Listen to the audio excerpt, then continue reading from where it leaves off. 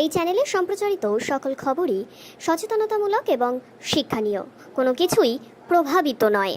Tab দুর্নীতির পর এবার আবারও সামনে আসছে মুখ্যমন্ত্রীর স্বপ্নের প্রকল্প কন্যাশ্রী প্রকল্পে দুর্নীতি। আমরা দেখেছি যে ট্যাব নিয়ে একাধিক কাণ্ড কিন্তু সামনে এসেছে, একাধিক বড় বড় মাথা তাদের কথাও কিন্তু সামনে এসেছে। আমরা দেখেছি ট্যাবের যে টাকা ছাত্রছাত্রীদের কাছে পৌঁছানোর কথা ছিল সেই টাকা পৌঁছায়নি ছাত্রছাত্রীদের হাতে, অথচ সরকারি তহবিল থেকে কিন্তু তা বেরিয়ে এসেছে। অর্থাৎ ট্যাব দুর্নীতি আমাদের সকলের সামনে তো এসেইছে, এবার আসছে কন্যাশ্রীতে দুর্নীতি, যা আমাদের রাজ্যের মুখ্যমন্ত্রীর স্বপ্নের প্রকল্প। মানিকচকের এনায়েতপুরের উচ্চ বিদ্যালয়ের একাধিক ছাত্রীর ভুয়ো ব্যাংক অ্যাকাউন্ট খুলে কন্যাশ্রীর টাকা আত্মসাৎ করার অভিযুক্ত বিদ্যালয়ের সরকারি প্রধান শিক্ষক সুনন্দ মজুমদার। শনিবার ছাত্রীদের নিয়ে মানিকচক থানার দ্বারস্থ বিদ্যালয়ের প্রধান শিক্ষক মোহাম্মদ বাদিউজ্জামান ও সরকারি প্রধান শিক্ষকের বিরুদ্ধে লিখিত অভিযোগ করেন। ঘটনার তদন্ত করে সরকারি প্রকল্পের টাকা ছাত্রীদের পাইয়ে দেওয়ার দাবি প্রধান শিক্ষকের। আমার স্কুল এনায়েতপুর হাই স্কুলের 11 জন মেয়ে এখন পর্যন্ত অভিযোগ করেছে। আজকে একজন করলো, 12 জন মেয়ে অভিযোগ করেছে যে তাদের নামে কেটুর টাকা 2021 সালেই তুলে নেওয়া হয়েছে।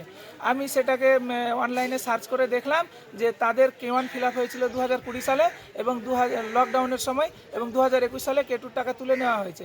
কিন্তু K1 ফিল আপ করার পর কেটু তুলতে মিনিমাম 5 বছরের গ্যাপ থাকা উচিত। তো এই ঘটনাটাই বলে দেয় যে এটার মধ্যে জালিয়াতি হয়েছে।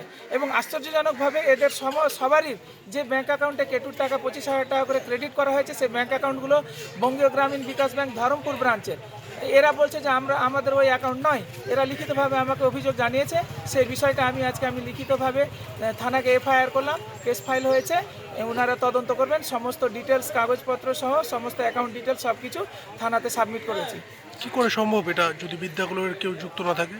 হ্যাঁ স্যার, আমাদের বিদ্যালয়ের পক্ষ থেকে আমি 2019 সালের জুলাই মাসে হেডমাস্টার হিসেবে এখানে জয়েন করি। তখন সবে নতুন, আমাদের এই বিষয়গুলো অত জানা ছিল না। আর 20 শুরুতে লকডাউন হয়ে গেল। আমি জয়েন করার আগে সুনন্দ মজুমদার মহাশয় এখানকার অ্যাসিস্ট্যান্ট TIC ছিলেন। আমি জয়েন করার পর উনি অ্যাসিস্ট্যান্ট হেডমাস্টার হন। এখন উনি অ্যাসিস্ট্যান্ট হেডমাস্টার পদে আছেন। উনি 2022-এর মাঝামাঝি পর্যন্ত কিন্তু সমস্ত স্কলারশিপ এবং কন্যাশ্রী পোর্টালের নোডাল টিচার এবং দায়িত্বে ছিলেন। এই অনলাইন পোর্টাল থেকে ডাউনলোড করে দেখা যাচ্ছে এই সমস্ত মেয়েদের যে K2 ফর্ম আপলোড করা হয়েছে, সেখানে ডিক্লারেশন ফর্মে সুনন্দ মজুমদার মহাশয় তার অ্যাসিস্ট্যান্ট হেডমাস্টার সিল দিয়ে সই করেছেন। অর্থাৎ তিনি যেহেতু দায়িত্বে ছিলেন, তিনি এই যে জালিয়াতি হয়েছে তার দায় কিন্তু সম্পূর্ণ তারই। তাকেই জবাব দিতে হবে কি করে এদের এতগুলো মেয়ের নামের টাকা বেহাত হয়ে গেল, মেয়েগুলো কেন টাকা পেল না। তাহলে কি টাকা দেবো ইচ্ছাকৃতভাবে অন্য অ্যাকাউন্টে পাঠিয়েছেন, কি মনে করছেন? সেটা বলা মুশকিল, সেটা মনে করার উপরে নির্ভর করে না। আমি পুলিশে অভিযোগ করেছি, ওনারা তদন্ত করে দেখবেন। এটা প্রশাসনের ম্যাটার। তদন্ত করে যে দোষী আছেন তারা যাতে উপযুক্ত শাস্তি পায়, এবং এই মেয়েগুলো যাতে তাদের অধিকার, এরা তো আর কেটুর টাকা পাবে না সেই অনুসারে, যেহেতু একবার পেয়ে গেছে। কিন্তু এই বিষয়টা যেহেতু স্বাভাবিক নয়, কিন্তু এরা যাতে তাদের অধিকার ফিরে পায়, তাদের কেটুর টাকাটা ফিরে পায়, তার জন্য যাতে প্রশাসন সক্রিয় হয়ে ওঠে, সে কারণে আমি এদের হয়ে লড়াই করছি, লড়াইতে নেমেছি। দেখা যাক কিভাবে এদেরকে অধিকার দিতে পারি কিনা। কি বলবেন? এটা আমার বলার কিছু নেই, কিন্তু আমি যে ডাউনলোড করেছি সেখানে যে সিল সই দেখেছি, সইটা দেখে কিন্তু আমার উনারই সই মনে হয়েছে। এবার উনি যদি মনে করেন যে উনার সই কেউ জাল করেছে, কেউ ওনার সিল জাল করেছে, তাহলে উনাকে সেটা অভিযোগ করতে হবে। কে করেছে, কেন করলো, কিভাবে জাল করে করলো। আর উনার নামে ID পাসওয়ার্ড ছিল, উনার ব্যাংকে OTP আসতো। উনার OTP ছাড়া কেউ সেই পোর্টাল খুলতে পারে না। তাহলে পারে কি করে অন্য কেউ সেই পোর্টাল খুলে তার সিল জাল করে, সই জাল করে ফর্ম আপলোড করতে পারে? এটা হতে পারে না। তো উনি অবশ্যই জড়িত আছেন, কিংবা জড়িত থাকার পরেও এখন উনি সাধু সাজার চেষ্টা করছেন। সেটা উনি জবাব দেবেন এবং প্রশাসন সেটাকে তদন্ত করে বের করবে। তদন্ত অবশ্যই হতে হবে, কারণ এতগুলো মেয়ের ভবিষ্যৎ নিয়ে ছিনিমিনি খেলা হয়েছে। এটা হয়তো হিমশৈলের চূড়া মাত্র। আমি এখন পর্যন্ত 2021 সালের K2 লিস্ট ভেরিফাই করে দেখেছি, 42 জন মেয়ে K1 ফিল আপ করা হয়েছে 20 সালে, এবং 21 সালে তাদের নামে টাকা ক্রেডিট করা হয়েছে। তার মধ্যে মাত্র এখন পর্যন্ত 12 জন অভিযোগ জানিয়েছে। তাহলে বাকিগুলোও হতে পারে যে তাদেরও টাকা ফ্রড হয়েছে। সংখ্যাটা আরও বাড়তে পারে। এবং গোটা পশ্চিমবঙ্গে যে এই জিনিসটা হয়নি, এটা হলফ করে বলা যাবে না। কারণ গার্জেন এবং ছাত্রছাত্রীদের সচেতনতার অভাব এবং তাদের যোগাযোগ করার ভয়, একটা ভীতি থাকে যে কি বলবো, কি জিজ্ঞেস করবো, কোথায় যাব, সে কারণে হয়তো এগুলো ধরা পড়ছে না। আমি জানি আমার স্কুলের একটা বদনাম হবে, কিন্তু আমি মেয়েদের অধিকার ফিরিয়ে ফিরিয়ে দেওয়ার জন্য আমি এসে বদনাম ঘাড়ে নিতে ইচ্ছুক। আমি এগিয়েছি, আমি অভিযোগ করেছি, এর পূর্ণ তদন্ত চাই, দোষীদের শাস্তি চাই এবং মেয়েরা যাতে কেটুর টাকা ফিরিয়ে পায় তার ব্যবস্থা করা হয়, সেটার জন্য লড়াই জারি করেছি। কন্যাশ্রীর টাকা পাওয়ার জন্য তো একটা বয়সের সীমা রয়েছে, সে বয়স কি কোনো রকম কোনো জালিয়াতি করা হয়েছিল বয়সের ক্ষেত্রে? হ্যাঁ, বয়সের ক্ষেত্রে অবশ্যই জালিয়াতি করা হয়েছে, না হলে পারে 2021-এ তাদের 18 কি করে দেখানো হলো? 18 দেখানো হয়েছে, সুতরাং ডেট অফ বার্থ ওদের চেঞ্জ করা হয়েছে। ওদের এতদিনে 18 হতে যাচ্ছে, অনেকের এখন 17 বছর অরিজিনালি বয়স, তাহলে পারে 2021-এ কি করে ওর 18 হলো? অবশ্যই ডেট অফ বার্থ চেঞ্জ করা হয়েছে, ফর্জ করা হয়েছে। ঘটনায় কি ব্লকের কেউ যুক্ত হতে পারে? দেখুন, স্কুল থেকে K2 ফর্ম আপলোড করার পর ব্লককে ফিজিক্যাল ভেরিফিকেশন করতে হয়। ব্লক সেটা ফিজিক্যালি ভেরিফাই করে দেখে যে মেয়েটা অবিবাহিতা কিনা, পড়াশোনা করছে কিনা।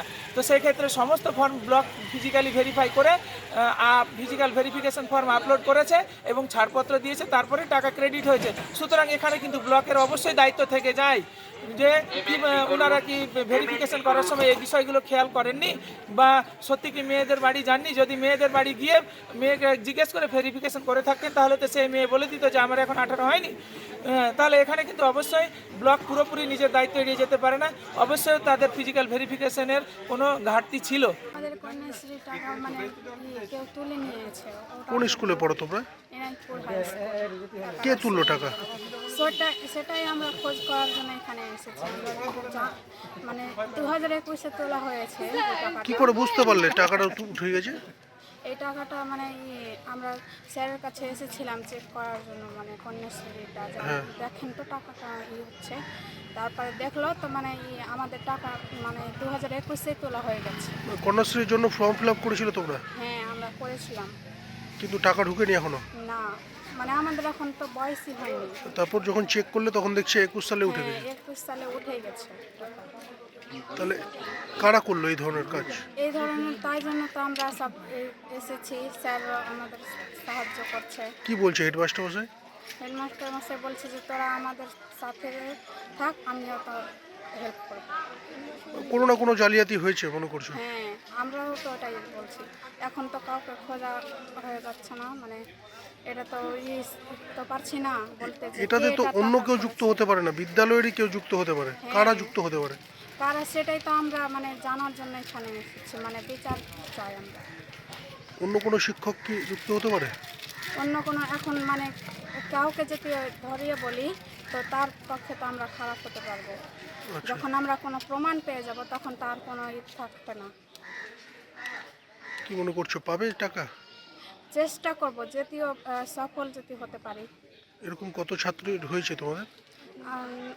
না, হয়ে যাবে 15টার মতন। সবারই একই? সবার টাকা উঠে গেছে? হ্যাঁ, সবারই এরকম হয়েছে। আজকে কোথায় এসেছিলে? এখানে মানিকচক থানায় এসেছিলাম। কি চাইছো? চাই আমরা আমাদের অধিকারের টাকা আমরা চাই। নাম তোমার? রেশমা খাতুন, কোন ক্লাসে পড়ো? 11। তাহলে আমরা ফর্ম ফিল আপ করি K2-এ 2021 সালে উঠানো হয়ে গেছে টাকা। টাকা উঠে গেছে? হ্যাঁ। জানতে কিভাবে পারলে? তো আমরা মানে আমাদের বয়স 17 হয়েছিল, তো আমরা স্যারকে বলে স্যার আমাদের চেক করেন তো স্যার চেক করেছে, তো আমাদের 2021 সালে টাকা উঠে নিয়েছে। কতজনের হয়েছে এরকম? এরকম 12-13 জন। কোন স্কুলের ছাত্রী তোমরা? Enayetpur high school. সবার কি টাকা উঠে গেছে? হ্যাঁ, সবারই 12 জনেরই উঠে গেছে। কিভাবে উঠলো টাকা, কি ভাবছো তোমরা? মানে স্কুলের সম্বন্ধে স্যারের সই আছে, তো ওরই সই আছে, তো সই করে বলে উঠে। কোথাও কি যুক্ত হতে পারে সুনন্দ স্যার? তো হ্যাঁ, স্কুলের হেড স্যার যুক্ত না হলে তো উঠবে না, মানে সই আছে। ওই সময় স্কুলের দায়িত্বে কে ছিলেন? শুভেন্দু স্যার। সুনন্দ স্যার।